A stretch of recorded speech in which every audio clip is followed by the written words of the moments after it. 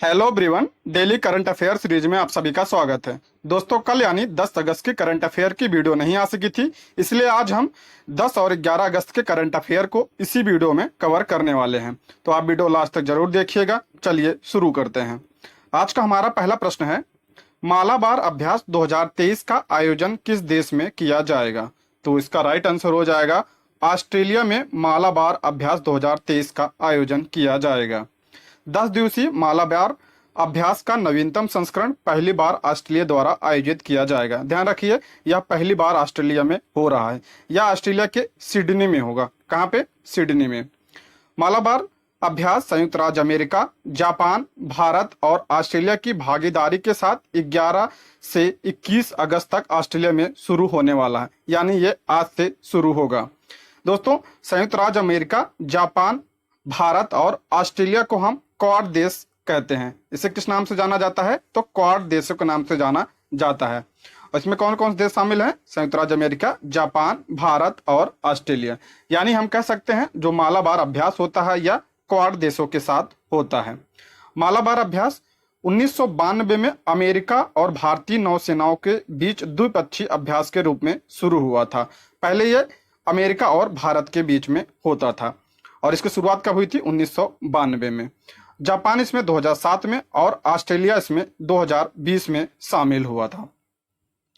अगर हम कुछ और युद्ध अभ्यास की बात करते हैं तो भारत और अमेरिका के बीच कौन कौन से अभ्यास होते हैं? तो टाइगर ट्रंप अभ्यास, वज्र प्रहार युद्ध अभ्यास, तरकस युद्ध अभ्यास, ये जो है अमेरिका के साथ होता है। भारत और जापान की बात करें तो धर्म गार्जियन, सेन्नु मैत्री, जिमेक्स और वीर गार्जियन युद्ध अभ्यास जो है ये भारत और जापान के बीच आयोजित होता है। भारत और ऑस्ट्रेलिया की बात करें तो ऑस्ट्रा हिंद 2022 जो इसका नाम दिया गया था, ये 2022 में हुआ था। तो ये किसके बीच हुआ था? भारत और ऑस्ट्रेलिया के बीच यह हुआ था। अगला प्रश्न है, सुप्रीम कोर्ट किस राज्य में राहत और पुनर्वास की निगरानी के लिए पूर्ण महिला पैनल नियुक्त किया है? तो इसका राइट आंसर हो जाएगा ऑप्शन ए, मणिपुर में जो है सुप्रीम कोर्ट ने राहत और पुनर्वास की निगरानी के लिए महिला पैनल की नियुक्ति किया है।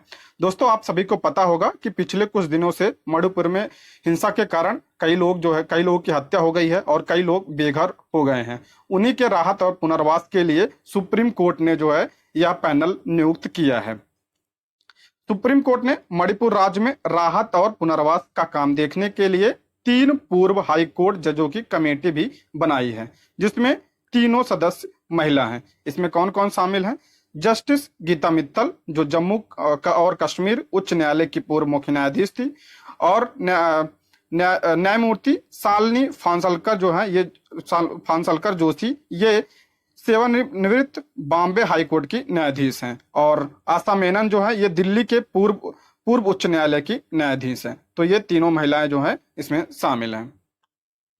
अगला प्रश्न है, वैभव तनेजा किस कंपनी के मुख्य वित्तीय अधिकारी यानी CFO बने हैं? तो इसका राइट आंसर हो जाएगा ऑप्शन ए, टेस्ला के जो है मुख्य वित्तीय अधिकारी बने हैं। कौन? वैभव तनेजा। ये किसके स्थान पे बने हैं?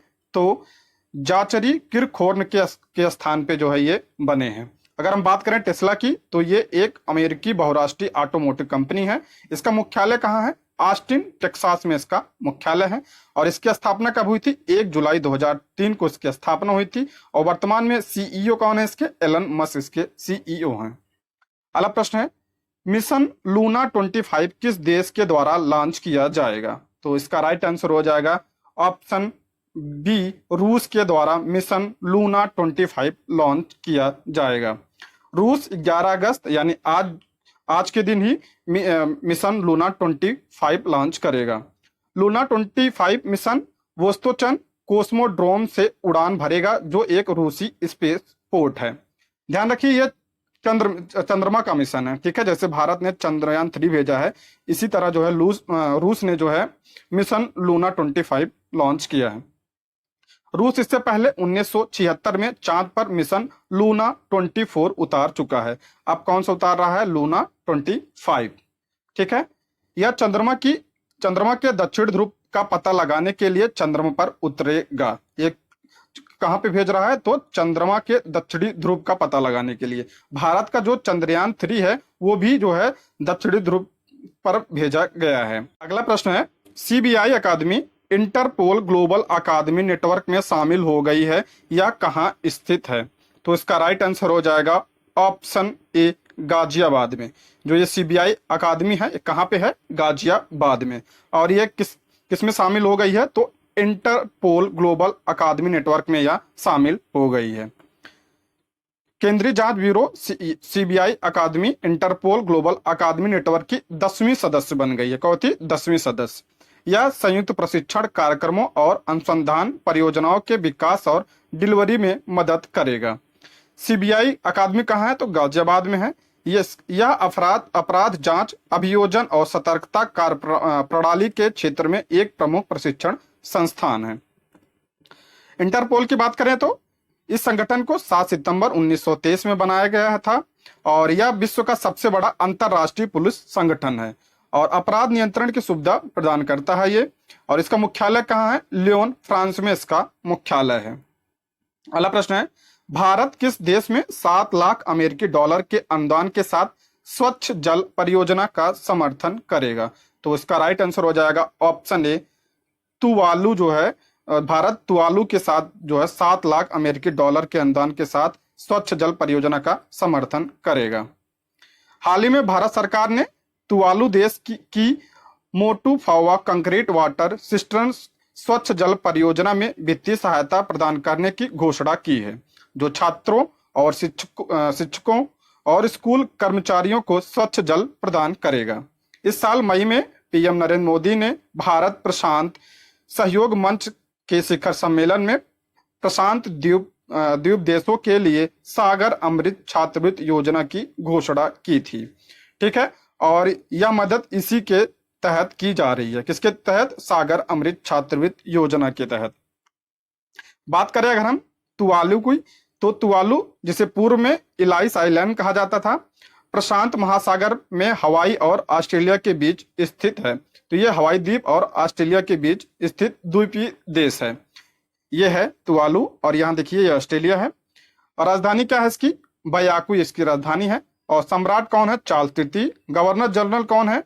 टोफिगा वेबलू फलानी। और यहाँ के प्रधानमंत्री कौन है? कैसिया नतानो। ध्यान रखिए आप, क्योंकि ये चर्चा में है तो एग्जाम में पूछा जा सकता है। दोस्तों, हमारे साथ बने रहने के लिए प्लीज हमारे चैनल को सब्सक्राइब करें और यदि आपको वीडियो पसंद आती है तो लाइक, शेयर और कमेंट भी करें। दोस्तों, अगर आप इसका पीडीएफ चाहते हैं तो ज्वाइन कीजिए हमारे टेलीग्राम चैनल को, जिसका लिंक आपको डिस्क्रिप्शन बॉक्स या कमेंट बॉक्स में मिल जाएगा। अगला प्रश्न देखते हैं, WTO की WTSR रिपोर्ट के अनुसार भारत व्यापारिक निर्यात में किस स्थान पर है? तो इसका राइट आंसर हो जाएगा भारत व्यापारिक निर्यात में 18वें स्थान पे है। विश्व व्यापार संगठन ने अगस्त 2023 में विश्व व्यापार सांख्यिकी समीक्षा यानी WTSR का अपना 2023 का संस्करण जारी किया है। भारत व्यापारिक निर्यात में किस स्थान पे है? तो 18वें स्थान पे है। भारत 309 अरब डॉलर के निर्यात और वैश्विक सेवा व्यापारिक हिस्सेदारी में 4.4% के साथ 7वें स्थान पे। 7वें स्थान पे किसमें है? निर्यात और वैश्विक सेवा व्यापार हिस्सेदारी में। दोस्तों, WTO यानी विश्व व्यापार संगठन की बात करें तो इसका गठन 1 जनवरी 1995 को हुआ। मुख्यालय कहाँ इसका? जिनेवा, स्विट्जरलैंड में इसका मुख्यालय है। और सदस्य कितने हैं? 164। और महानिदेशक कौन है? नोंगोंजी ओकोंजा इवेला, जो नाइजीरिया की है, महानिदेशक हैं। और अंतरराष्ट्रीय व्यापार को नियंत्रित करने वाले नियमों को स्थापित करने का कार्य किसके पास है? तो WTO के पास है। अगला प्रश्न है, तीसरी G20 भ्रष्टाचार विरोधी बैठक कहाँ शुरू हुई है? तो इसका राइट आंसर हो जाएगा कोलकाता में तीसरी G20 भ्रष्टाचार विरोधी बैठक शुरू हुई है। G20 anti corruption working group की तीसरी और अंतिम बैठक 9 से 11 अगस्त 2023 तक कोलकाता में हुई है। बैठक में G20 सदस्यों के 154 से अधिक प्रतिनिधि भाग लिए। बैठक के बाद 12 अगस्त 2023 को G20 भ्रष्टाचार विरोधी मंत्री परिषद की बैठक होगी। कब? 12 अगस्त को किसकी बैठक होगी? G20 भ्रष्टाचार विरोधी मंत्री स्तरीय बैठक होगी। G20 anti corruption working group की पहली 2 बैठकें गुरुग्राम और ऋषिकेश में आयोजित की जा चुकी हैं। अगर हम बात करें G20 की, तो इसकी स्थापना 26 सितंबर 1999 को हुई और इसमें सदस्य कितने हैं, तो 19 और एक यूरोपियन यानी 20 इसमें जो है सदस्य हैं। और इसका उद्देश्य क्या है, अंतरराष्ट्रीय वित्तीय स्थिरता को सतत आर्थिक विकास को बढ़ावा देना इसका प्रमुख उद्देश्य है। G20 का पहला सम्मेलन कब हुआ, 2008 में वाशिंगटन में। और 2022 का सम्मेलन कहाँ हुआ था, तो इंडोनेशिया में। और 2023 का कहाँ हो रहा, तो भारत जो है, भारत में इसका आयोजन हो रहा है। और 2024 का कौन करेगा, तो ब्राजील। अगला प्रश्न है, तटरक्षक बल के अतिरिक्त महानिदेशक कौन बने हैं, तो इसका राइट आंसर हो जाएगा ऑप्शन डी, एस परमेश तटरक्षक बल के अतिरिक्त महानिदेशक बने हैं। एस परमेश को अतिरिक्त महानिदेशक तटरक्षक के रूप में नियुक्त किया गया है। वह नेविगेशन और डायरेक्शन में विशेषज्ञ हैं। उन्हें 2012 में महानिदेशक तटरक्षक प्रशस्ति से भी सम्मानित किया गया था। बात करें अगर भारतीय तटरक्षक के महानिदेशक कौन है, तो राकेश पाल। ध्यान रखिए, अभी हाल ही में बनाए गए हैं, तो इसको भी आप ध्यान रखिएगा। अब कुछ और महानिदेशक के बारे में बात कर लेते हैं। जैसे सीबीआई के महानिदेशक कौन है, प्रवीण सूद। असम राइफल के महानिदेशक कौन है, प्रदीप चंद्र नायर। और दिल्ली पुलिस के कमिश्नर कौन है, संजय अरोड़ा। एनसीबी के प्रमुख कौन है, सत्यनारायण प्रधान। और एनडीआरएफ के प्रमुख कौन है, अतुल करवाल। और बीएसएफ के महानिदेशक कौन है, नितिन अग्रवाल। और सीआईएसएफ के महानिदेशक कौन है, शीलवर्धन सिंह। आईटीबीपी के कौन है, तो अनीश दयाल सिंह। और एसएसबी की महानिदेशक, ध्यान रखिए, एसएसबी की पहली महानिदेशक महिला महानिदेशक है कौन, रश्मि शुक्ला। और सीआरपीएफ के महानिदेशक कौन है, सुजय लाल थाउसेन। और रॉ के महानिदेशक कौन है, रवि सिन्हा, जो भी हाल ही में बनाए गए हैं, आप इनको भी ध्यान रखिएगा। अगला प्रश्न है, हाल ही में किस राज्य ने एक जिला एक उत्पाद योजना लागू की है, तो इसका राइट आंसर हो जाएगा ऑप्शन बी, गुजरात ने हाल ही में एक जिला एक उत्पाद योजना लागू की है। दोस्तों, इसके पहले ये जो है यूपी और मध्य प्रदेश, तेलंगाना जैसे राज्यों ने भी यह लागू किया है। गुजरात सरकार ने एक जिला एक उत्पाद योजना लागू की है। गुजरात सरकार ने अपने स्वदेशी उत्पादों को बढ़ावा देने के लिए 58 करोड़ रुपए के अनुदान के साथ एक जिला एक उत्पाद यानी ओडीओपी योजना लागू की है। इस योजना के तहत 21 जिलों से 25 से अधिक हस्तशिल्प उत्पादों का चयन किया गया है। इसका उद्देश्य जिले में निर्यात क्षमता वाले उत्पादों की पहचान करके देश के जिलों पर ध्यान केंद्रित करना इसका प्रमुख उद्देश्य है। अगला प्रश्न है, सुभाषिष तलपात्रा ने किस उच्च न्यायालय के 33वें मुख्य न्यायाधीश के रूप में शपथ ली है, तो इसका राइट आंसर हो जाएगा उड़ीसा। उड़ीसा के न्यायाधीश बने हैं सुभाषिष तलपात्रा। ध्यान रखिए, 33वें मुख्य न्यायाधीश हैं उड़ीसा के। न्यायमूर्ति सुभाषिष तलपात्रा ने आज उड़ीसा उच्च न्यायालय के 33वें मुख्य न्यायाधीश के रूप में शपथ ली। उड़ीसा के राज्यपाल प्रोफेसर गणेशी लाल ने उन्हें शपथ दिलाई है। ध्यान रखिए, और उड़ीसा के राज्यपाल कौन है, तो गणेशी लाल। कुछ अभी हाल ही में कुछ मुख्य न्यायाधीश की नियुक्ति है, आप इसको भी ध्यान रखिए। न्यायमूर्ति धीरज सिंह ठाकुर कहाँ के बने हैं, तो आंध्र प्रदेश उच्च न्यायालय के मुख्य न्यायाधीश बने हैं। देवेंद्र कुमार उपाध्याय बॉम्बे हाई कोर्ट के बने हैं। सुनीता अग्रवाल गुजरात उच्च न्यायालय की। तो आलोक आराधे तेलंगाना उच्च न्यायालय के। और आशीष जितेंद्र देसाई केरल उच्च न्यायालय के मुख्य न्यायाधीश बने हैं। अगला प्रश्न है, किस राज्य की विधानसभा ने यूसीसी के खिलाफ प्रस्ताव पारित किया है, इसका राइट आंसर हो जाएगा ऑप्शन ए, केरल विधानसभा ने यूसीसी यानी यूनिफॉर्म सिविल कोड के खिलाफ जो है प्रस्ताव पारित किया है। केरल विधानसभा ने देश में समान नागरिक संहिता यूसीसी लागू करने की केंद्र सरकार की योजना के खिलाफ सर्वसम्मति से एक प्रस्ताव पारित किया है। केरल विधानसभा ने समान नागरिक संहिता लागू करने के केंद्र सरकार के कदम पर चिंता और निराशा व्यक्त की है। केरल यूसीसी के खिलाफ प्रस्ताव पारित करने वाला पहला राज्य बन गया। आप इसको भी ध्यान रखिएगा। ये समान नागरिक संहिता है, तो ये वर्तमान में किस राज्य में लागू है, तो भारत में सिर्फ एक राज्य में लागू है, गोवा में लागू। आप इसको भी ध्यान रखिएगा। अगला प्रश्न है, वर्ल्ड प्रोफेशनल रेसलिंग हब ने किसे ब्रांड एम्बेसडर बनाया है, तो इसका राइट आंसर हो जाएगा संग्राम सिंह को वर्ल्ड प्रोफेशनल रेसलिंग हब ने अपना ब्रांड एम्बेसडर बनाया है। कुछ और ब्रांड एम्बेसडर की बात करें तो रश्मिका मंदाना एप्सन इंडिया की ब्रांड एम्बेसडर बनी है। स्मृति मंदाना रैंगलर की जो है ब्रांड एम्बेसडर बनी है। सौरभ गांगुली त्रिपुरा टूरिज्म के ब्रांड एम्बेसडर बनाए गए हैं, आप इसको भी ध्यान रखिएगा। अगला प्रश्न है, निम्न में से किस मंत्रालय के कंप्यूटर्स में अब माइक्रोसॉफ्ट ऑपरेटिंग सिस्टम की जगह माया ऑपरेटिंग सिस्टम का इस्तेमाल किया जाएगा? तो इसका राइट आंसर हो जाएगा रक्षा मंत्रालय।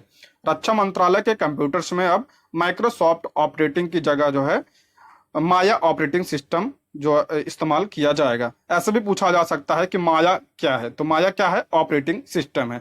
और किस कहाँ यूज होगा? अब ये रक्षा मंत्रालय के कंप्यूटर्स में यह यूज किया जाएगा। इस क्यों यूज किया जाएगा? इसका उद्देश्य बढ़ते साइबर खतरों के मद्देनजर देश में साइबर सुरक्षा उपायों को उन्नत करना इसका प्रमुख उद्देश्य है। माया ओएस को एक सरकारी एजेंसी द्वारा 6 महीने में विकसित किया गया था। अगला प्रश्न है, ब्रिक्स स्टार्टअप फोरम किस देश द्वारा लॉन्च किया जाएगा? तो इसका राइट आंसर हो जाएगा भारत। भारत द्वारा ब्रिक्स स्टार्टअप फोरम लॉन्च किया जाएगा। निवेशकों और उद्यमियों के बीच सहयोग स्थापित करने के लिए भारत इस साल एक ब्रिक्स स्टार्टअप फोरम लॉन्च करने जा रहा है।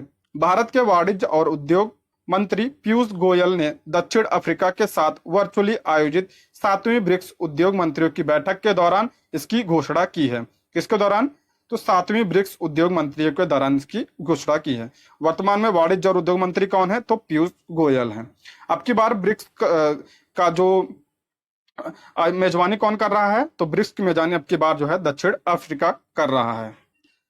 ब्रिक्स में कौन कौन से देश शामिल हैं? तो ब्राजील, रूस, भारत, चीन और दक्षिण अफ्रीका इसमें शामिल है। ध्यान रखिए, पहले इसका नाम क्या था? तो पहले इसका नाम ब्रिक था और 2010 में साउथ अफ्रीका के शामिल होने के बाद इसका नाम क्या हो गया? ब्रिक्स।